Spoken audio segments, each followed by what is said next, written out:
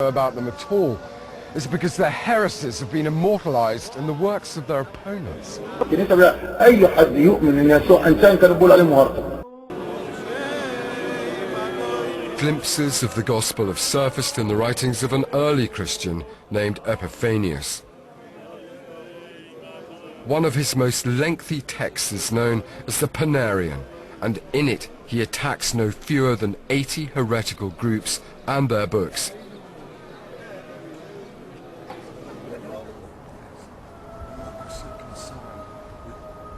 Professor Larry Hurtado has studied it. What does Epiphanius say in the Panarium about the Ebionites? He doesn't like them. He lists them as one of a whole menagerie of various Christian groups that he regards as heretics. It's a kind of handbook of every kind of Christian belief you never want to embrace, among which he lists the Ebionites as one of them. Basic things that he says is that he describes them as a kind of Jewish Christian group, and he says that they prefer their own gospel over against the four gospels that are recognized by other Christians. يعني كان لهم إنجيل وده في القرن الأول الميلادي. شوف ده عدد الأناجيل، كل مجموعة مسيحية كان لها إنجيل. تخيلوا كان في كام إنجيل موجود في ذلك الوقت. ولذلك بيقولوا إيه؟ في مؤتمر نيقيا 325 ميلادية كان موجود أكثر من 200 إنجيل. And what was this gospel? One writer describes it as being a version of the Gospel of Matthew in Hebraic language with certain things missing, but it raises about as many questions as it does settle. But if the gospel of the Ebionites was based on a work that was accepted into the New Testament, why on earth was it considered heretical? Well, if we study the accusations of their opponents, there's one shocking difference between the two texts. In Matthew's Gospel, Jesus is said to have been miraculously born of a virgin. But the Ebionites disagreed. So in their Gospel, the story of the Nativity. لاحظوا شيء مهم جدا جدا. بولس لم يتكلم على الميلاد العذري يسوع. هل معنى هذا ان بولس كان يؤمن ان يسوع ابن يوسف النجار؟ لم يتكلم نهائيا على الميلاد العذري للمسيح ابدا. They believed that rather than being conceived by the Holy Spirit in the womb of a virgin, Jesus was born the eldest son as a result of the sexual union between his parents, Mary and Joseph. But for Epiphanius and for others like him, such beliefs were heretical, and any gospel containing such ideas had to be stopped.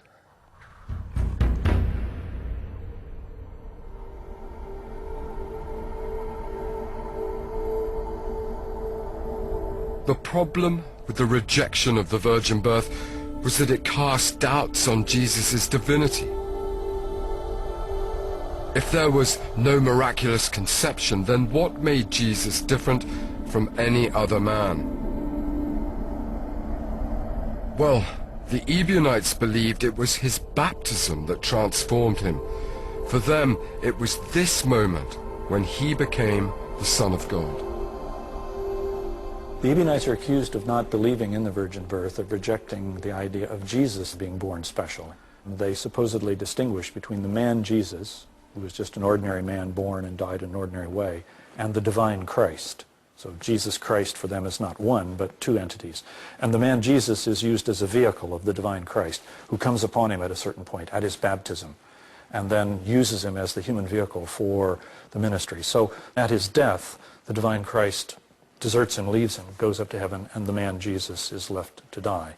So if that's the case, then they would have thought of not technically of Jesus as being divine, but of Jesus as being inhabited by divinity in some sense. What was the problem with that for the Orthodox leaders of the Church? One of the problems that causes for Orthodox Christians is that how you understand Jesus is closely connected with how you understand salvation and how you understand how salvation was worked out. The emergent Orthodox view is that in order for Jesus to win salvation for humans, he had to be authentically human, but he also had to be genuinely divine, both. And that had to include a real bodily death. Well, in this Ebionite view, as it is ascribed to them, the divine Christ simply, kind of parachutes down at a certain point and then opts out at a certain point. And the notion is you have a real separation, therefore, between the divine and the human, which prevents the two from having a real power and efficacy for salvation. شفت يا أخوة يعني الأفكار يعني سبحان الله نتيجة الموضوع لاهوت ونسيط من نبوت ومش عارف إيه في حيرة عندهم. ولذلك الكنيسة مثلا الموضوع طبيعة المشيئة، عندك الكنيسة الكاثوليكية البروتستانتية تقول إن يسوع له طبيعتين ومشيئتين. الكنيسة القبطية طبيعة واحدة ومشيئة واحدة. الكنيسة المورمية طبيعتين ومشيئة واحدة. مش عارفين، ما هم عارفين. Complicated stuff. سامعين كومبليكيتد سبحان الله، سامعين أشياء معقدة، ده اللي أنا بقوله. But the Ebionites were grappling with an extraordinary idea. God made man. And perhaps it's precisely the complexity of the concept that explains why Gospels like those of the Ebionites and the Docetists were still circulating during the 3rd and 4th centuries.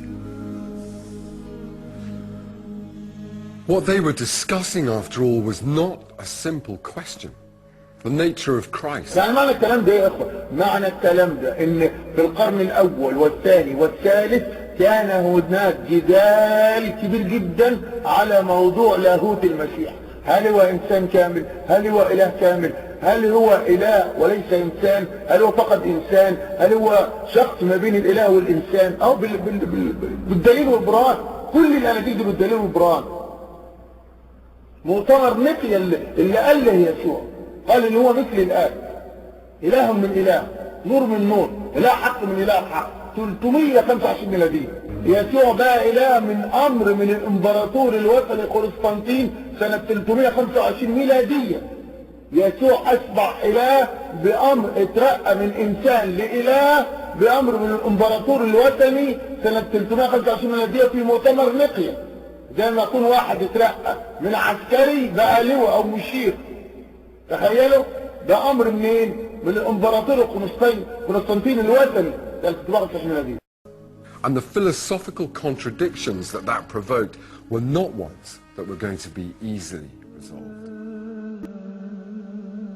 But the gospel of the Ebionites did achieve something. Along with the Docetic texts, the gospel was one of the works which helped the early church to begin to define what was and what was not acceptable in the debate about Jesus' true nature. مصيبة والله العظيم كارثة، والله مصيبة. من القرن الأول للقرن الرابع مش عارفين يحددوا طبيعة يسوع. 400 سنة. Without such works to react to, it might well have taken the church longer to clarify exactly what it meant when it claimed that Christ was both human and divine. The church's final doctrine stated that Jesus was God from God, but also truly human.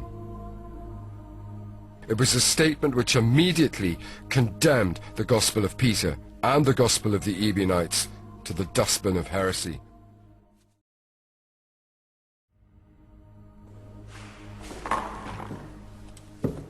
But there was one issue on which both heretics and orthodox were united. They all accepted that the books of the Old Testament, the Jewish Bible, was sacred. Well, almost united. There was one exception. His name was Marcion, and he was probably the greatest heretic the early church had to face. Had his opinions prevailed, the Old Testament would have ceased to exist altogether, and all traces of Jesus' Jewishness would have been obliterated from history.